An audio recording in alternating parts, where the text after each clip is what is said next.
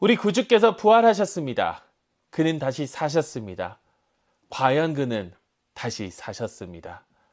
이것이 얼마나 놀랍고 얼마나 즐거운 뉴스입니까? 예수 그리스도의 부활의 사건은 이 세상 그 누구에게도 이보다 더 큰 소식은 없을 것입니다. 여러분, 기쁘신가요? 익사이링 하신가요?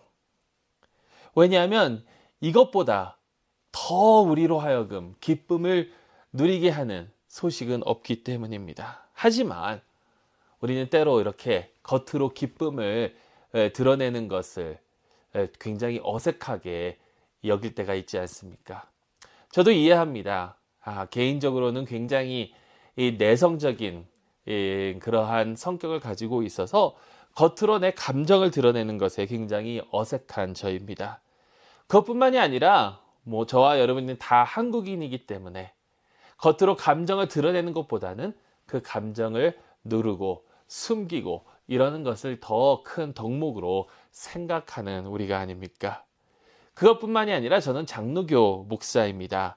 장로교인이다 보니까 예배 가운데 할렐루야 외치는 법도 없고 아멘 하는 법도 없고 또 손뼉을 친다 하더라도 이게 굉장히 어색해서 엇박자로 칠 때가 너무나도 많습니다. 그냥 이 정도? 이 정도로 우리는 우리의 그 익사이먼트를 우리 마음속에 있는 흥을 나타내곤 하죠. 그러니까 어떻게 보면 벌써 3 스트라이크입니다. 내성적이고 한국인이고 또 장로교인. 이러다 보니까 예수 그리스도의 탄생에도 어떻게 보면 좀 힘차게 외쳐야 되는데 예수 그리스도의 부활도 힘차게 외쳐야 되는데 그러지 못하고 넘어갈 때가 참으로 많습니다. 하지만 여러분, 예수 그리스도의 부활은 우리가 가만히 잠잠고 넘어갈 수 있는 사건이 아닙니다. 우리는 익사이링 해야 되고 우리는 이것으로 원동력을 얻어야 되고 힘을 얻어야 되고 우리의 마음이 움직여서 정말 이것을 선포하며 나아가는 그런 믿음이 저에게 필요할 줄로 믿습니다. 이것이 우리의 삶을 바꾸는 그러한 놀라운 소식이 아닙니까? 여러분, 예수 그리스도의 죽음과 또 그분의 부활하심은 우리의 삶을 바꿔놓을 뿐만 아니라 우리의 삶을 새롭게 하고 우리에게 새로운 삶을 허락하여 준다라는 것입니다. 여러분, 이 새로운 삶이란 과연 무엇일까요? 새로운 삶. 저는 예수 그리스도를 통해서 새로운 삶을 우리가 얻었다라는 이 말을 들을 때 예전에는 이것을 죽으면 천국에 가는 것 정도로만 생각했던 적이 있습니다. 예수 그리스도께서 십자가에 못 박혀 돌아가시고 또 그분께서 3일 만에 부활하셨기 때문에 그분의 공로로 말미암아 내가 이 세상을 살다가 죽게 되면 나도 이제 천국에 들어가서 영원히 하나님과 함께 산다. 이 정도만 생각을 했었죠. 그런데 그것이 정말 사실이긴 하지만 그것이 진정으로 사실이기는 하지만 성경을 계속해서 묵상하다 보니까 그것보다 더 큰 의미가 있다라는 것입니다. 우리가 새로운 삶, 새 생명이라는 것을 논할 때에 단순히 우리가 생각하는 그 천국의 그런 개념뿐만이 아니라 더 깊은 의미가 있다라는 것입니다. 네, 하늘나라의 이야기입니다. 네, 하나님의 나라의 이야기입니다. 그런데 우리가 흔히 얘기하는 천국, 하늘나라, 하나님 나라는 내가 죽어서만 가는 곳이 아니라 우리가 이 세상을 살아가면서 이 세상에서 확장해 나아가야 하는 곳이다라는 겁니다. 예수 그리스도께서 우리에게 이렇게 기도하라고 가르쳐 주셨습니다. 나라의 임하옵시며 뜻이 하늘에서 이루어진 것 같이 땅에서도 이루어지이다. 하나님의 나라가 하나님의 뜻이 하늘에서 이루어진 것처럼 이 땅에서도 이루어져야 하는 것. 그것이 우리가 살아가야 되는 새로운 삶이다라는 겁니다. 여러분, 선한 사마리아인의 그 비유를 다 아시리라 믿습니다. 선한 사마리아인의 비유를 보면 이야기가 이렇게 시작이 됩니다. 어느 율법학자가 예수님을 찾아옵니다. 그리고 예수님을 시험하기 위해서 예수님께 질문을 합니다. 선생님, 제가 무엇을 하여야 영생을 얻을 수 있겠습니까? 여기서 이 율법학자가 예수님을 시험하려고 했다는 것은 결코 예수님께로부터 진정으로 대답을 듣기 위해서가 아니라 예수님을 공경에 처하게 만들려고 했던 것이고, 선생님이라고 했던 것은 예수님을 높여 부르는 것이 아니라 누가복음에서 그냥 단순히 선생님은 그냥 아무에게나 쓰는 이러한 용어였다라는 것이죠.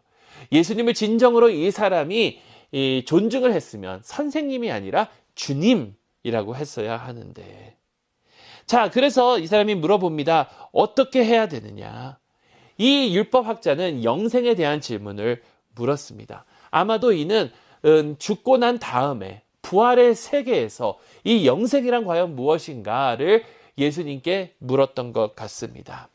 그때 예수님께서 이 율법학자에게 이렇게 이야기합니다. 성경에 뭐라고 쓰여져 있고 네가 그것을 어떻게 읽느냐?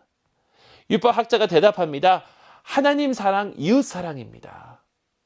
내가 가진 모든 것을 가지고 하나님을 사랑해야 되고 내 이웃을 내 몸처럼 사랑해야 됩니다. 라고 이야기하자 예수님께서는 이렇게 말씀하십니다.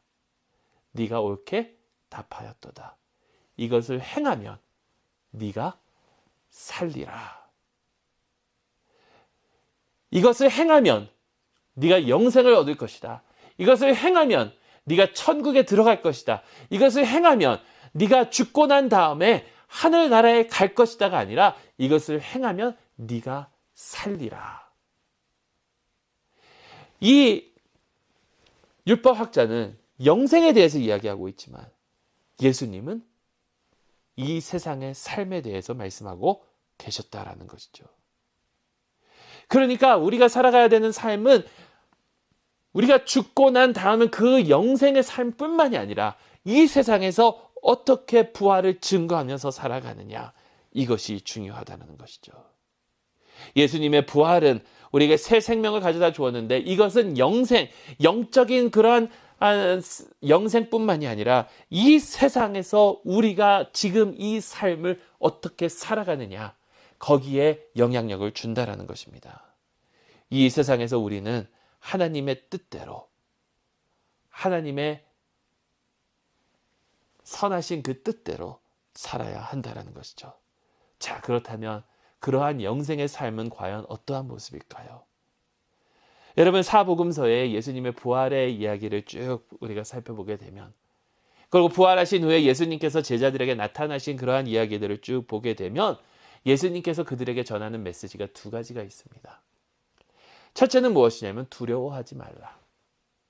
그리고 두 번째는 평강이 너희에게 있을지어다. 두려워하지 말라와 화평을 예수님께서는 말씀하십니다.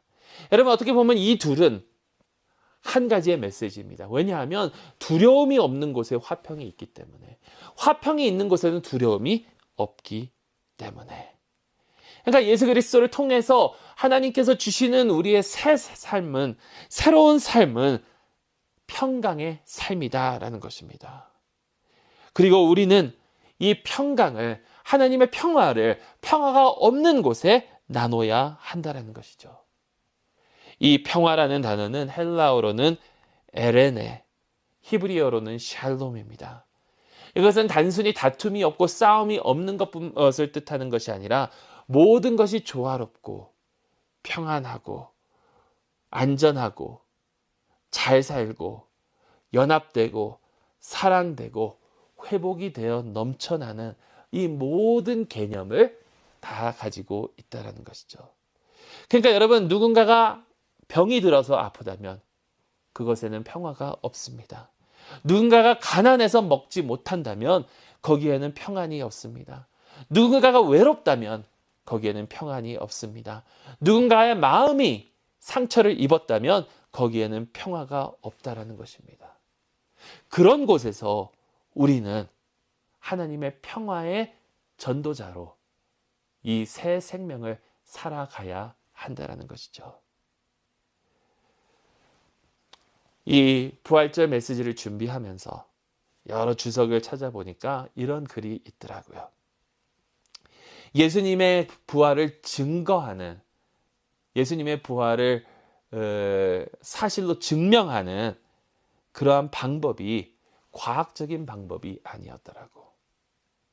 그러면 베드로가 예수님의 무덤 안을 들여다 보니까 거기에 이제 예수님께서 입으셨던 베옷이 그냥 놓여져 있는 것을 보는데, 그것을 가지고 나왔더라면, 그래서 자 봐라, 여기에 과학적인 증거가 있다, 여기에 확실한 증거물이 있다라고 했다라면 어땠을까?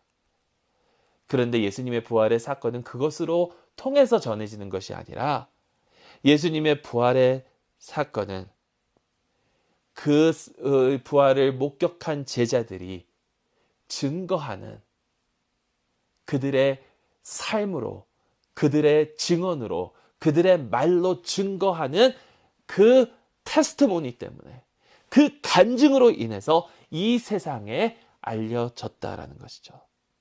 다시 말해, 하나님으로부터 새 생명을 받은 우리는 평강의 삶을 살아감으로 예수 그리스도를 증거하는 삶을 살아야 한다는 것입니다. 여러분, 그러기 위해서 여러분의 삶을 다시 한번 되돌아보시기 바랍니다. 여러분의 삶에 과연 누가 있습니까? 어떠한 것들이 있습니까? 하나님께서 여러분을 지금 어떠한 곳으로 보내셨습니까? 어떠한 사람들 가운데 있게 하셨습니까?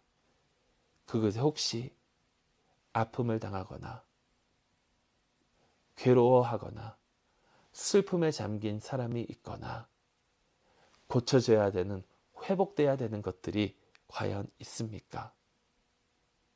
그렇다면 그것을 고치기 위해서 우리는 노력해야 하지 않을까요?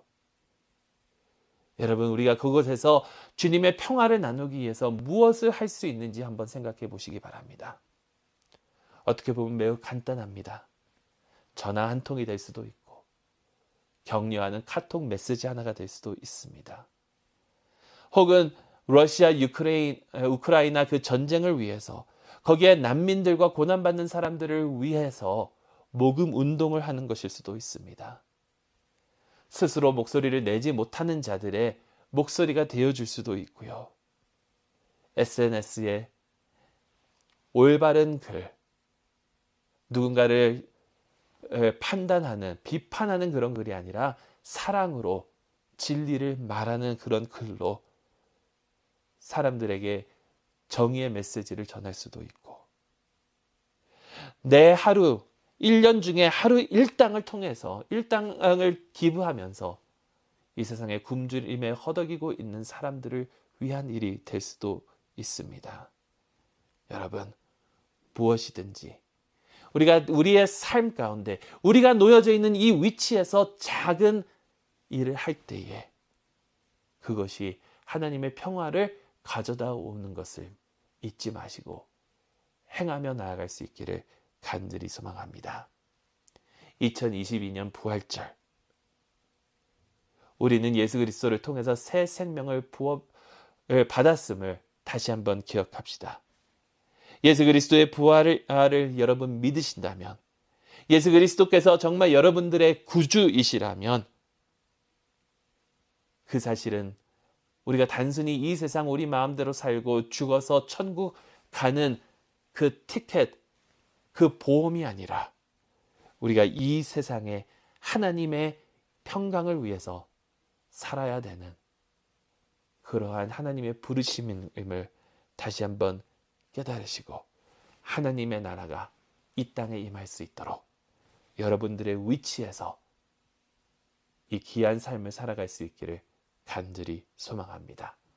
이것을 행하십시오. 그러면 우리는 살 것입니다. 아멘.